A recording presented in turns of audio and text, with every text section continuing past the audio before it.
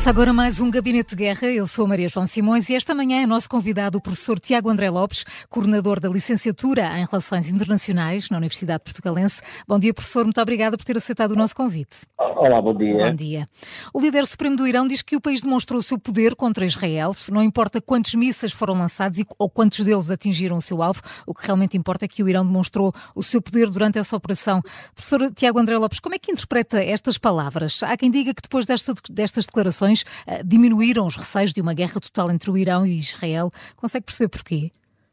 Sim, a ideia do Irão foi sempre esta de mostrar a sua capacidade ofensiva contra Israel, mas sem de facto atingir alvos. Não é por acaso que o Irão faz o famoso pré-aviso de 72 horas e, portanto, acima de tudo, isto serviu para consumo interno, para mostrar aos iranianos que o regime tem de facto as capacidades a que tem feito alusão nos últimos anos, e ainda para mais não podemos esquecer que o Irão está ainda em período eleitoral, tem uma segunda volta eleitoral que acontecerá a 10 de maio, e interessava mostrar esta capacidade até para reforçar a elegibilidade, quer dos conservadores, quer dos ultraconservadores, no Parlamento e no Conselho de Peritos. Portanto, parece-me que ficou alcançado o objetivo. Além disso, a contra-resposta de Israel foi contida, também porque, obviamente, os Estados Unidos contiveram, e essa contenção, os 3 drones sobre uma base militar, permitiram ao Irão quase que fazer o inverso, que foi gozar com a contra-resposta, e, portanto, para o Ayatollah está alcançado o objetivo político, que era posicionar o Irão como um ator regional com capacidade militar.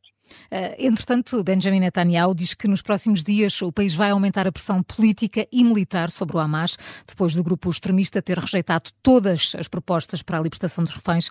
Professor Tiago André Lopes, Netanyahu diz que esta é a única forma de libertar os reféns e alcançar a vitória.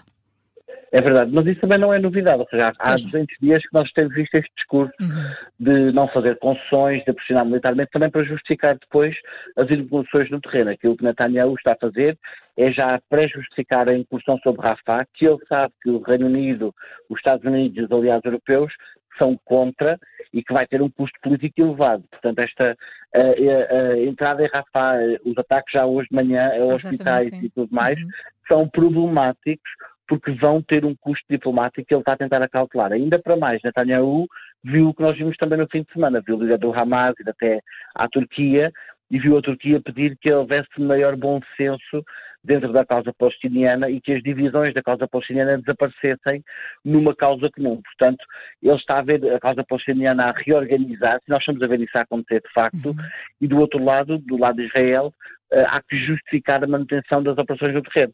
Mas em relação ainda a Rafah, professor, isto significa que já está em curso a tal grande ofensiva que Netanyahu tanto anunciou? Ele não tinha prometido aos Estados Unidos que o ataque não seria para já? Ele tinha prometido e, inclusive, teria trocado o ataque por fazer esta contra-ofensiva que ele fez na sexta-feira passada. Mas o que parece é que ele fez a contra-ofensiva e agora vai fazer na mesma o assalto a Rafah, o que, do ponto de vista do poder negocial dos Estados Unidos, nos prova uma vez mais que ele está diminuído. Os Estados Unidos não têm grande capacidade de transformação do seu aliado israelita e isso pode ser problemático. E depois tem até essa dimensão que há uma promessa que ficou no ar e que não está a ser cumprida. E, portanto, eu acho que sim, que nós estamos a ver o prelúdio daquilo que vai ser a incursão sobre Rafah, e é possível que nos próximos dias tenhamos números difíceis de digerir, tenhamos imagens difíceis de ver uma vez mais e que põem em causa, obviamente, questões como o direito humanitário ou os direitos humanos no que toca a esta questão. Vamos agora à Ucrânia. Professor Tiago André Lopes, depois de meses de bloqueio, o Congresso dos Estados Unidos aprovou o pacote de apoio de 56 mil milhões de euros à Ucrânia. O que é que, no seu entender, desbloqueou esta ajuda que há 6 meses estava a ser discutida? Pode haver várias questões aqui. Obviamente, os avanços da Rússia no terreno parece-me que são transformadores nesse aspecto, mas não são o único propósito. Agora, este desbloquear, que é importante, tem aqui uma condicionante que eu acho que nós não devemos esquecer. Do lado republicano, o pacote não passava. Exatamente, o pacote passou com uma minoria de votos republicanos mesmo assim votarem contra ele. Há cerca de 10, 12 deputados mais do lado republicano que continuavam a opor-se com relação àqueles que são favoráveis. E o pacote em si já não é um pacote plenamente de ajuda. Os pacotes anteriores eram um pacote a fundo perdido, era a ajuda mesmo.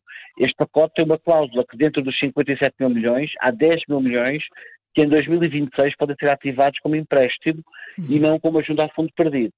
E, portanto, eu acho que há essa alteração. Depois há também alterações circunstanciais, fora do que está acontecendo na Ucrânia, que levam os Estados Unidos a se querer reposicionar no espectro internacional de segurança, e por isso esta necessidade de apoiar a Ucrânia numa altura em que, por exemplo, o apoio a Israel é politicamente danoso para os Estados Unidos. A Ucrânia é uma espécie de contraface a esse apoio internacional. Quem não concordou com este apoio, claro, foi Moscovo. Não só condenou a ajuda dos Estados Unidos à Ucrânia, como também a Israel e a Taiwan. Para a Rússia, isto só vai agravar as crises mundiais, porque a ajuda militar ao regime de Kiev é um apoio direto às atividades terroristas. A Taiwan, uma ingerência nos assuntos internos da China. A Israel, uma via direta para um agravamento sem precedentes da situação na região. Professor, não seria de esperar outro tipo de reação, mas desta vez não só sobre a Ucrânia, também sobre o que envolve os seus, digamos que, aliados. É verdade. E acima de tudo, a reação sobre Taiwan é interessante, com a Rússia a alinhar com o argumento chinês, e que nos demonstra, de facto, que a tal parceria sem limites, ou amizade sem limites, está viva e boa saúde entre os dois regimes. Portanto, estas declarações não são inocentes.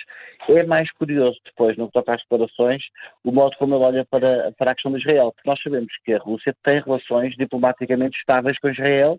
Também é verdade que se tem posicionado agora do lado da Palestina, mas tem relações estáveis com Israel, e portanto este modo de olhar para o conflito é, acima de tudo, porque interessa a Vladimir Putin depois explorar os paradoxos das incoerências da ajuda, por exemplo, que é dada a Israel, mas não é dada aos palestinianos, e destas questões ligadas à questão do direito humanitário internacional. E depois da porta-voz do Ministério dos Negócios Estrangeiros russo ter dito que Washington está a aprofundar uma guerra híbrida com a Rússia, que terminará numa humilhação ao nível do Vietnã ou do Afeganistão, Zelensky diz que, pelo contrário, esta ajuda dos Estados Unidos envia um sinal de que a Ucrânia não será um segundo Afeganistão. Professor, desejo ou convicção? Eu acho que é mais desejo, porque ainda é muito cedo para Zelensky fazer esse tipo de declarações. Eu vou relembrar aqui alguns números que eu acho que são importantes. Sim. Entre 2001 e 2022 foram gastos 2,3 trilhões de dólares americanos em ajuda ao Afeganistão, e depois nós vimos como entre maio e agosto o Afeganistão caiu rapidamente, e portanto o investimento avultado em nada quer dizer ajuda permanente, e há outros casos, isto não é o único caso, a ajuda, por exemplo, dada ao Iraque ou a ajuda dada à Somália também não produziram nada de muito concreto, porque os Estados Unidos, por norma, quando se focam em outras prioridades, deixam cair estas prioridades e elas passam a nem sequer fazer parte do discurso político, e raramente há uma assunção de derrota ou de abandono. É quase sempre, não, nós fizemos a nossa parte e agora eles têm que autogerir. E nesse aspecto eu acho que Zelensky percebe, e é por isso que nós estamos, este discurso que ele fez hoje de manhã, Zelensky é menos efusivo do que o que nós estamos habituados. E porquê? Porque ele percebe que daqui para a frente o jogo é arriscado, e a tal questão dos republicanos não terem aprovado, se fosse eleitoral eles a votar, pesa, porque em novembro podemos ter alterações do poder dos Estados Unidos. Exatamente. E, entretanto, o secretário-geral da NATO disse que os países do bloco político-militar identificaram sistemas de defesa antiaérea que podem ser disponibilizados à Ucrânia em breve. Professor, será que finalmente os apelos mais recentes e insistentes de Zelensky vão ter resposta? Não sei se vão, porque a verdade é que isso agora depende da vontade interna dos vários Estados e também depende da sua capacidade, de facto, de fazer cedência de equipamento de defesa que depois não têm para as suas próprias necessidades internas. Exatamente. Portanto, eu percebo a ideia de Stoltenberg que a Ucrânia é o único país em guerra real e, portanto, deveria ter o acesso a todo o tipo de equipamentos, mas também é verdade que os Estados não podem ficar despidos e desprovidos de capacidade defensiva, porque as guerras que não existem hoje podem começar amanhã e, portanto, se há alguma coisa que a guerra da Ucrânia nos provou é que a paz não é permanente, nem estável, nem duradoura, e que é necessário aos Estados ter alguma capacidade defensiva, sob pena de serem alvo de ofensivas dos seus rivais. Professor Tiago André Lopes, muito obrigada pela sua análise. É sempre um gosto tê-lo connosco. Um bom dia para si, professor. Obrigado. Muito obrigada. Bom dia.